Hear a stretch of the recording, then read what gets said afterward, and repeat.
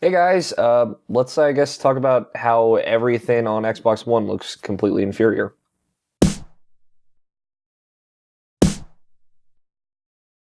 It's Alex Emil. If you don't know, this is Alex Talks, where I sit and I talk about video games in some capacity. In my own exclusionary opinion, I don't know if I said that word right. In my opinion, these videos are mine and mine alone. You can tell me what you want me to talk about or something else, but I got something for this week.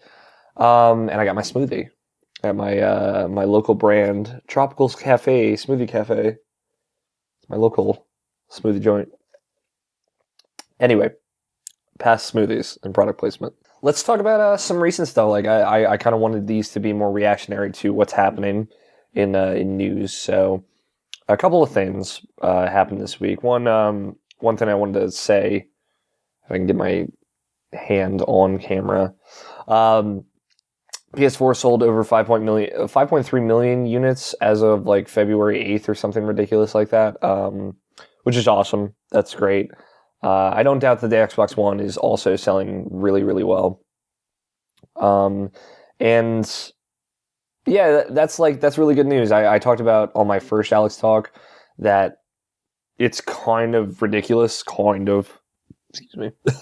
It's kind of ridiculous to see these consoles selling so well when we were like, we're looking at the Wii U and everyone was starting to jump to those conclusions like, well, is console gaming dead?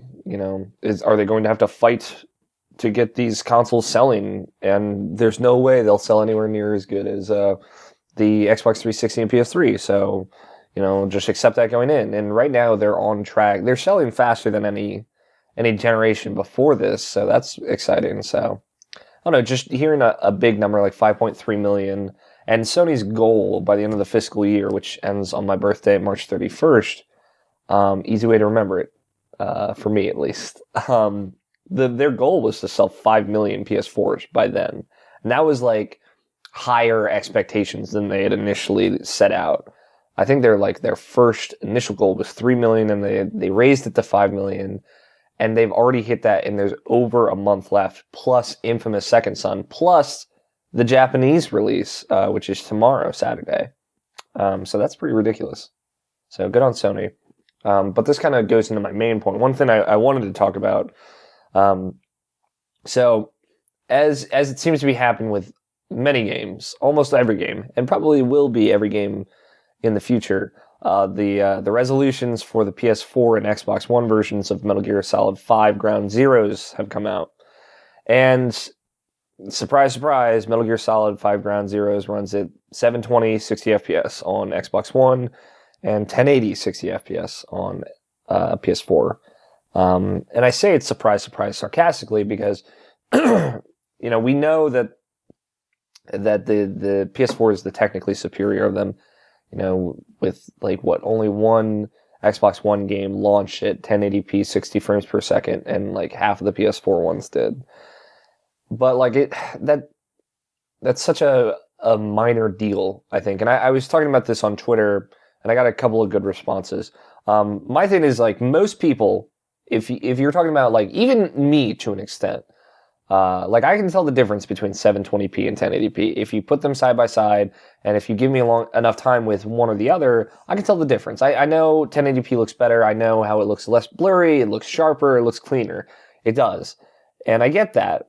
But it's a very minor difference, in my opinion. It is a difference. You can tell, especially if you're running it on a native monitor that is running at a resolution lower than its native resolution. Like when I run games from my PC on my TV, if I run it at 720, that's not the native resolution of my TV, so it looks weird. But I mean, it's a minor thing. Things look blurry. Things don't look as sharp. Most people don't notice it. That's the bottom line. Is the average person. I've been saying the average consumer in pretty much all of my Alex Talks, and it's very presumptuous. I apologize, but let's just say, let's take someone on the podcast, Evan on Irrational Passions podcast. Follow him at Sticker Glue. Resolutions never bother him because he can't really tell the difference. And he knows this looks better if you point out it's less clean, it's more blurry, it doesn't have as many textures. You point that stuff out, he's like, yeah, I see it now, but if you hadn't have told me that, I wouldn't have noticed. It wouldn't have bothered me. So, like, people are complaining and getting really upset about Metal Gear Solid 5 Ground Zeroes before the game's even out, before they can even tell the difference, and, firsthand, because seeing something playing natively on the console that's in your room, on your TV, or on your monitor, looks way different than seeing any kind of compressed video. That is a reality that's becoming more and more apparent as the quality of all video game just visuals is higher and higher now. You just can't tell from trailers anymore how good it'll look. They say the same thing about Titanfall, and I've played Titanfall, and you definitely, if you're watching a stream, it just doesn't look as good as it does when it's in motion. So none of the videos we're seeing are accurate demonstrations of what that game's going to look like anyway. So it just makes everything. Excuse me. Again, I just get these weird, like, this explosion of gas, and it comes up, and it's not even a burp when it comes up. It's just like, and I do that weird thing that I do. I'm sorry. That's what's happening. It's just it's bubbling. Maybe it's the smoothie. But anyway, it's something we can't really see right now because we're not looking at it directly. We're looking at it through video that's compressed and uploaded to websites like YouTube. And YouTube doesn't even run video in 60 FPS, and it's all confusing and muddled and whatnot. Now, Nick Walchek, at Games on the Mind on Twitter, he tweeted at me with a good point that I want to point out is this demonstrates that the PS4 is, regardless of any part of this conversation, is a more powerful piece of hardware. But that doesn't seem to be the root of what everyone on the internet is talking about and what everyone's upset about, is my problem, I think. But Nick, you make a good point in that's true. It's 100% true. The PS4 can run a game at 60 frames per second at 1080p, and the Xbox One can't run that same game at that frame rate at that resolution. And that's a good point. There's no contradiction to that. That's true. PS4 is more powerful, but I don't know many people that didn't know that going in. Even the Xbox fanboys that I know. Again, I know the civilized ones that are very big fans of Xbox and first-party studios, but don't cry about it. Even they were like, yes, it's more powerful, hardware, but I want the Xbox One exclusives. I want the next Gears of War. I want the next Halo. And that's why I'm getting an Xbox One. Or I want Killer Instinct, or I want Dead Rising, Those are good games that are out on Xbox One that aren't on PS4s. And in the end, the PC is always going to be the better one. And the reality is that PC will always be better, and you get consoles for exclusives anyway. I think, if you're as ingrained as, I am, I could build if I was, a regular gamer, let's say, someone that's really hardcore into games, I didn't write about them, I didn't talk about them, I would probably just spend all my money building a really powerful PC and then just get a PS4 and an Xbox One down the pipeline. I think that's the better option out of everyone, because you can play almost every game that's coming out this year. You can play Titanfall, you can play Thief. You can't play the exclusives, but you can play South Park and stuff like that.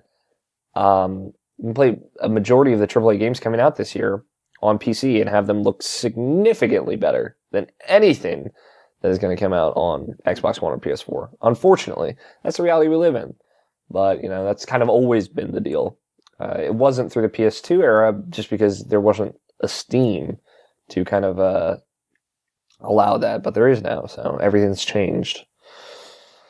But yeah, that was kind of my point. Also, another thing I threw out there, and at Naughty Dog James, who has nothing to do with Naughty Dog, he's just a fan of their games on Twitter. He talked to me briefly about this. I said resolution doesn't bother me. I can tell the difference, but the difference doesn't really affect me. And he tweeted me, he's like, I'm the same way, but with frame rate. I'm like, I can immediately tell if a game is running at 30 frames or 60 frames. And if I'm playing something on my computer, since it's not that strong, I'll always knock down graphic settings to prioritize frame rate. So I think the more important thing in these games isn't that one's running at 720, one's running at 1080. I think the more important thing is that they're both running at 60. That's important. I definitely want to see more console games running at 60 frames per second, locked preferably. And then people were complaining about Titanfalls. I saw this tweet rewritten 1,000 different times. Like, Titanfall should not be dropping as many frames considering the way it looks on Xbox One. I'm like, that game looks really good on Xbox One. And I know a lot of people are saying, well, if you look at side by side, I'm like, well, of course if you look at side by side. Like I said, that's the best way to tell the differences. But I don't know. I played on PC on a low end PC and it didn't look good. And I looked at high end PCs and high end or regular end Xbox Ones. Titanfall looks really good on Xbox One. Yeah, the textures are muddier, but you know, that game moves so fast. As long as it looks good in motion, I think that kind of outweighs it. I don't know. What do you guys think? What do you guys think about 720p's and 1080p's and 60 frames per second and PS4s and Xbox One? Let me know. I'm on Twitter at alfighter27. Of course, send your ideas to me. Send your answers to said questions to me and what you think of my topics, whatever. Just tweet at me. Have a conversation with me. I don't care. I'll talk to you guys. And of course, subscribe. Check out irrationalpassions.com. That's where I write. And until next Tuesday, we go up every Tuesday and Friday. I got a bonus talks that's going to come out today. Sorry if it offends anyone. Didn't mean that. Didn't mean for that. But it's me voicing my opinion. So it's kind of the shtick of Alex Talks. But check it out. Thank you guys so much for watching. I'm Alex. Tuesdays and Fridays. I'll see you guys next Tuesday. So peace out.